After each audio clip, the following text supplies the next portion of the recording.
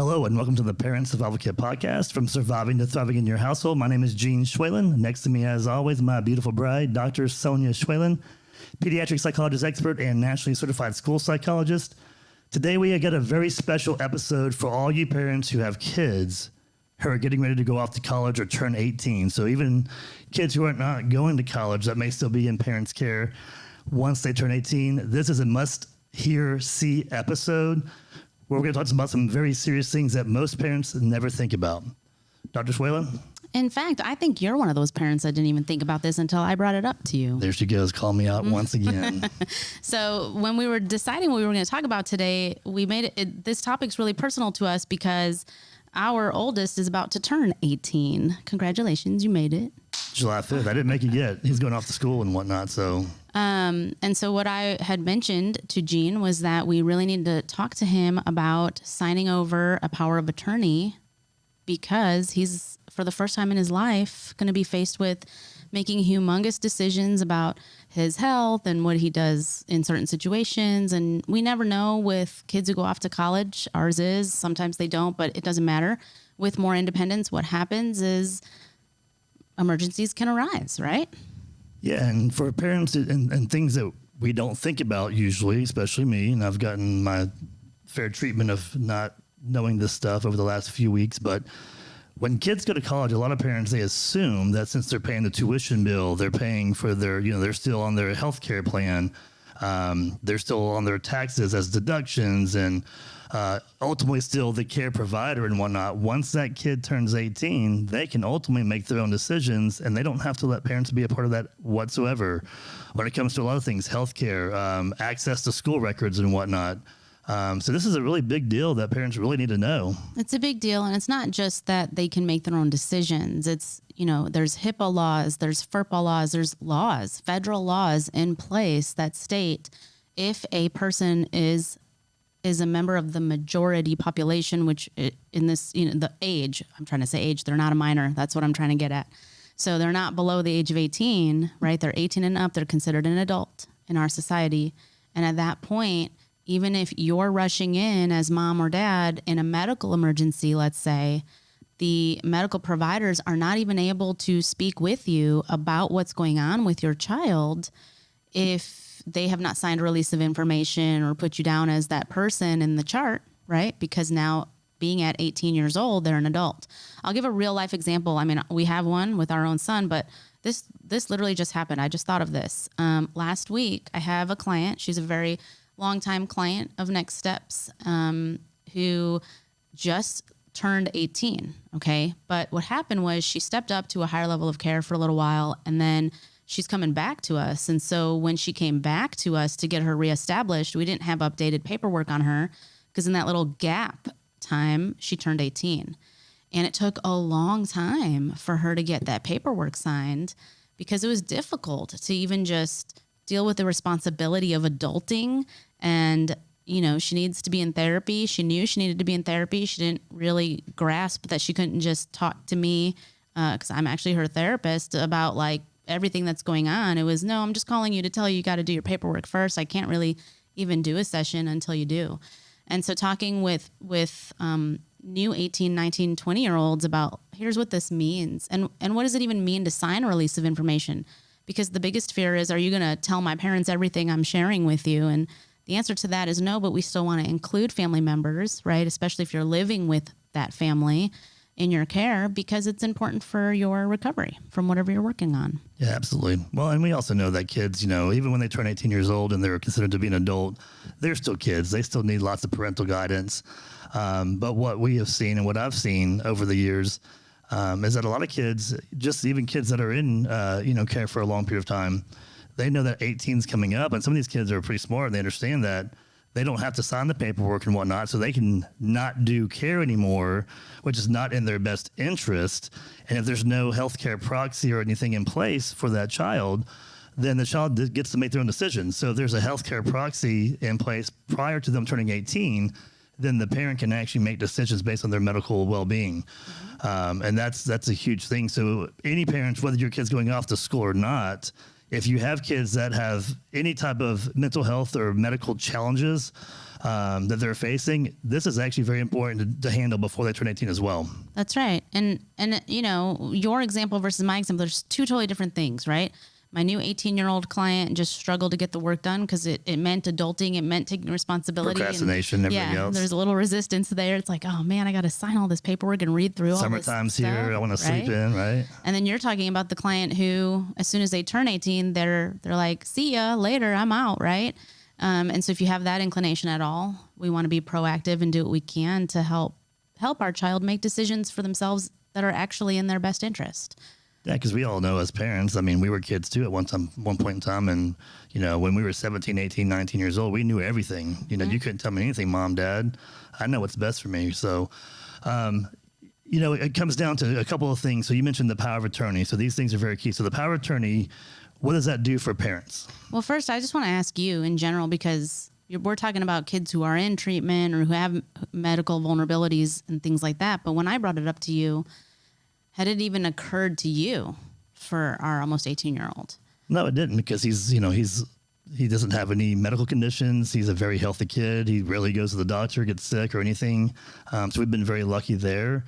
But, you know, you actually shared the Forbes article that talked about the living wills and power of attorney and healthcare proxies and whatnot.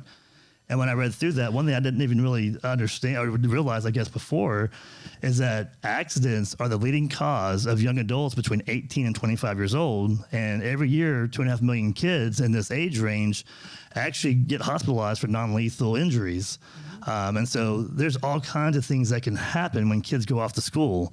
And we've all seen reports and whatnot over the last few years about all the binging and hazing and things that go on in colleges. And there was a period of time over several years in a row that was really getting out of hand, and they had to make some changes in a lot of the universities as far as regulating some of these things as well. But there's all types of things that kids go through that they experience or experiment with when they go off to college, when they have their first real freedoms away from home.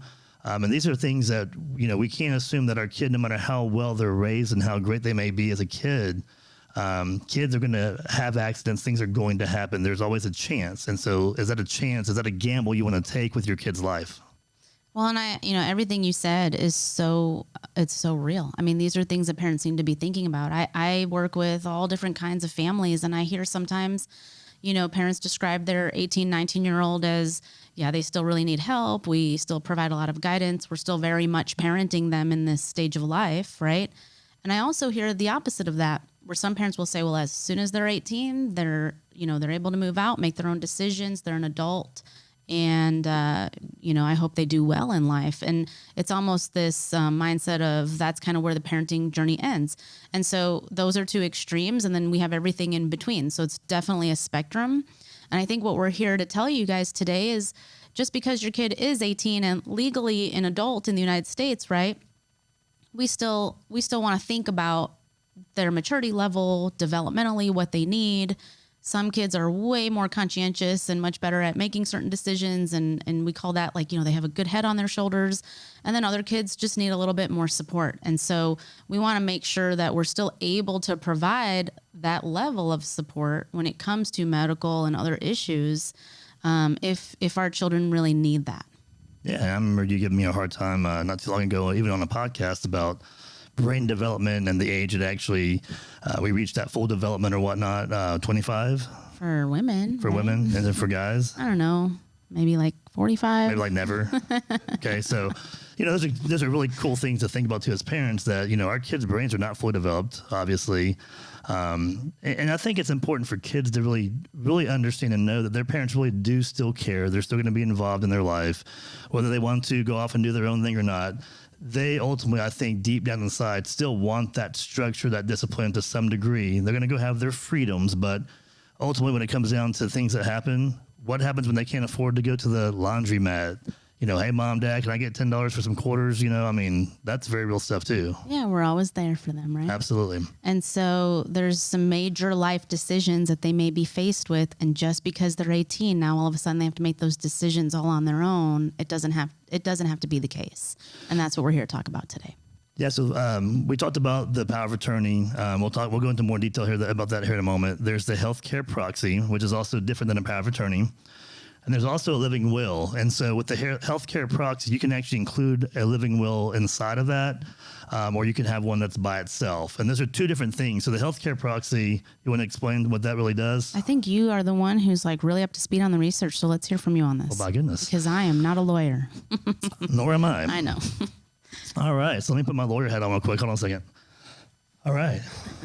So a healthcare proxy basically just appoints an individual, an adult, the full right to make medical decisions on behalf of the person that actually signs it and grants that permission. So anything medically that happens or any medical needs or whatnot, there's an individual that gets the designated right to make those decisions for that individual.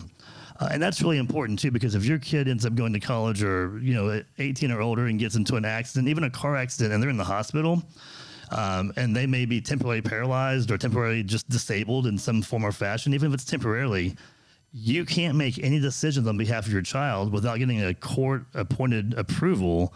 And how long does that take? That can take weeks for that to even happen in a very critical time. So having this done right at the beginning is very, very important. Now, a living will is basically, and these things are actually more popular with the older populations, like where we're dealing with our parents and whatnot as they get into older ages. But definitely a need for our kids when they turn 18 for a period of time. The living will is basically just where an individual can actually just put down their wishes that if something were to happen to them, where their life is coming to an end or whatnot. So, and then the power of attorney just gives somebody the ability to make any type of decision on their behalf for a period of time. So when it comes to the power of attorney, you can actually have it started immediately once the document is signed.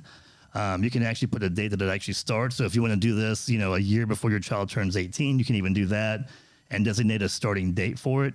And the power of attorney can be indefinite until you actually have it revoked. And just so everyone does know, the kids can actually revoke that at any point in time. The power of attorney, they have the right to do that. So even if there's a specific time frame involved, it can be revoked anytime by that actual child who's over 18. But you can do it for a 4-year period of time. You can do it indefinitely until it is revoked. There's different ways of doing that. And what I would, our son he's very strong-minded. He does have a good head on his shoulders, but he's still very immature when it comes to making adult decisions, obviously. And I think that's true for every single 18-year-old, no matter how they were raised. And, some things that I can see him having some issues with is, all right, so that means you have access to everything that I do. Like you can steal my money and you can, I'm talking about things that kids would think about. The conclusions that somebody might jump to. Yeah. Oh my gosh, that means they have access to all my grades in college. They can access my grades. Without the actual power of attorney, parents cannot access grades, no matter if they're paying for the bill or not, right? So these are things that kids think about as well. So one thing that I kind of researched is that there's certain ways we can actually kind of hold the carrot out in front of them as far as getting this done. Number one. Well, so I know where you're getting at, and let's bust that out in a second. Okay. Because there are ways, right, of approaching this topic. It doesn't have to be all about parental control over my life. Sure. Right. And so we've said many times on this episode, it's really about how you set it up. It's you taking the lead, and then kids will follow. And the only reason we're recommending this at all to be on your mind, right, parents, is because we want you to have the best interest of your child in mind as well. And so with that in mind, you go to the table and talk to your child about it. Hey, we still love you. We care about you. We are your parents. We want to be able to help you in times of need. And the way that the current legal system in our society is set up actually prevents that from happening as easily as it has happened, all these past 17 years or 18 years, right? And so you have to even explain that to them, because the idea of what it means when I turn 18, for a lot of kids, you're right. It's I'm independent. I don't have to tell them anything anymore. They can't run me. They can't control my life. They can't make decisions for me.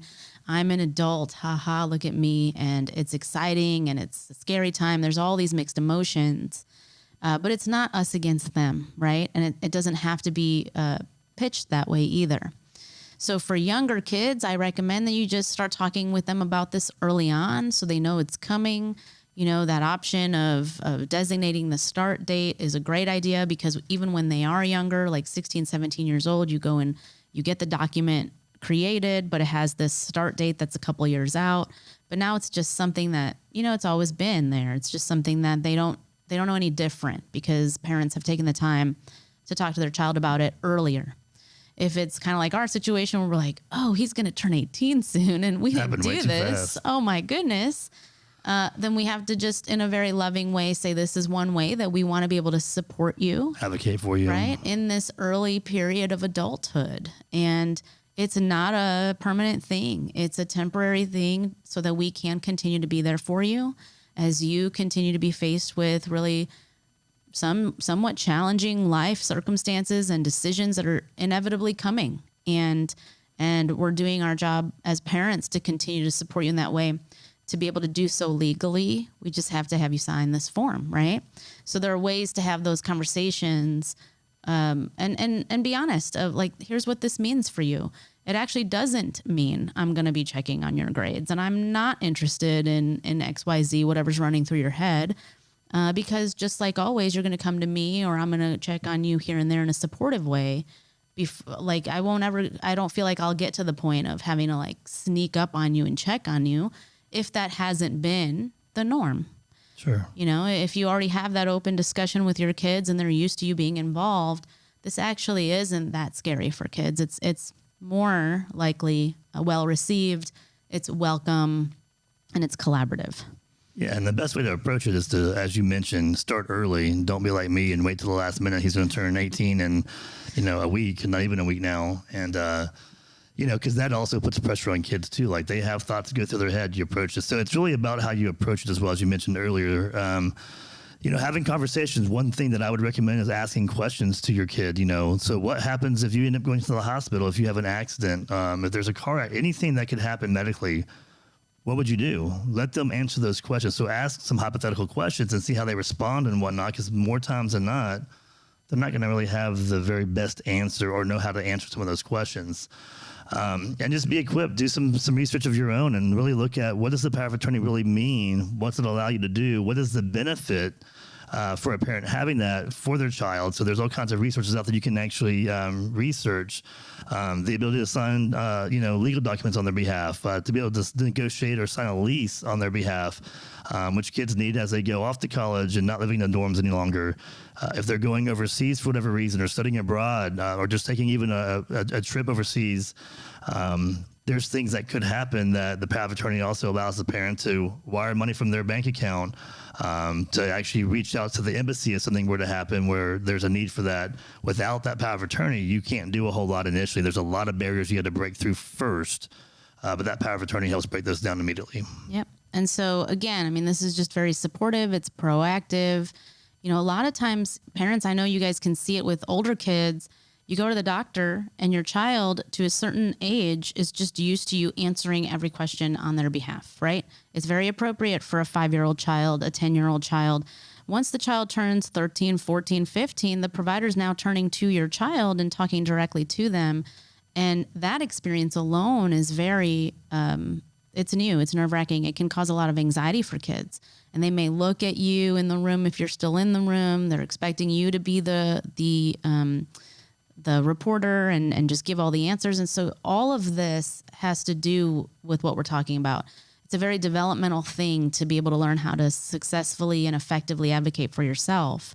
And so at age 18, just because our country says they're an adult doesn't necessarily mean that skill set is something your child is well versed in yet. Yeah, well, and you mentioned it earlier as well when it comes to HIPAA. So even with, clients you have in clinic, once they hit 18, the parent may still be paying the copay or any of the financial responsibility for those appointments. But if the parent's trying to make a payment, we can't really verify or whatnot if the client even had an appointment without an ROI, a release of information. So these things are very important. So we can't even have the parent really pay sometimes if there's no paperwork, submitted beforehand. Mm-hmm.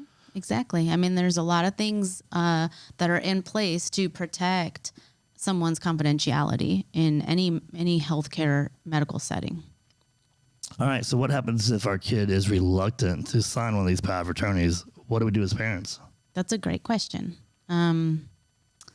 and your ideas of reluctancy is like, oh, they're going to see all my money and my grades, and they're just going to check up on me whenever they want to, right? And so it's a surveillance camera they can't get rid of, right? That's when I say, it's all about how you also as a parent are perceiving this power, right? Are you going to abuse that power? Are you planning on using it in the most supportive way?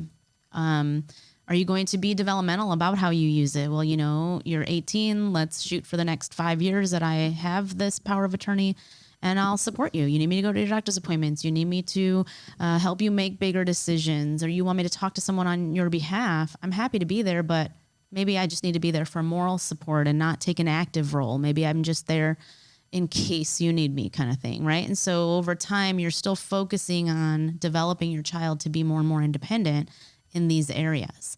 And then laying it out for your child. I don't want to abuse this power of attorney. That's not my intention at all. And if there's continues to be some pushback and consistent resistance to it, that's when I say, that may be a sign you need a little extra support and go see a professional, right? And at NextSTEPS, we have conversations like that with clients all the time. That's a great way to use a family therapy session or an individual therapy session where the adult just invites their parents in just for that one session, just to have a facilitated conversation with a therapist in the room who can really help communication and help each other understand each other's perspectives and come to some agreement. Yeah, absolutely. Well, in the article you sent to me as well, and again, these would be things that would be last resort. But if your kid's going off to college and you're paying the tuition, and for every household it's different, there may be student loans that are involved. Student loans may be in the kid's name, they may be in the parent's name, a combination of both. But if the parent's taking some financial responsibility for the tuition, you can very well say, look, for me, in order for me to feel comfortable about investing this much money each and every year, I really need to have access to things that may happen. If your kid can't trust you, then, there's obviously some bigger issues there that need to be worked on. Right. But when it comes down to it, ultimately, well, if you don't feel like you can sign this power of attorney, I don't feel like I can actually pay for the tuition. Maybe we need to look at going to like a community college for a period of time here locally, and you can be independent and do what you need to do, and we'll go that route. There's other options you can actually look into. So I'm not saying don't tell your kid he can't go to college, but you can look at other alternatives if they're not willing to do some of the things that you're more comfortable with. Right. All right. What else are we talking about today? I think that's really about it. Sums it up. So again, these are conversations you start early on if you can. And if you haven't had these conversations, you may have kids that are already 18, 19 years old, 20 years old, already in college. It's never too late because, again, you just never know what may happen. So definitely a recommendation. The power of attorneys for parents who don't really, deal with legal documents too much. You can actually get these done for about $350. So they're not super, super expensive. Now, if you go to the wrong attorney, he may charge you $2,000. But you can actually find these documents for about $350. The healthcare proxy and living will, if you want to do those as well, I do recommend the healthcare proxy at the very least with the power of attorney. And those are usually two separate documents. They're usually a couple $100. So not a huge expense. It definitely is an investment, but definitely worth the investment. Mm-hmm. All right. Well, thanks for tuning in to the Parents of Advocate podcast, from surviving to thriving in your household. We'll see you next week.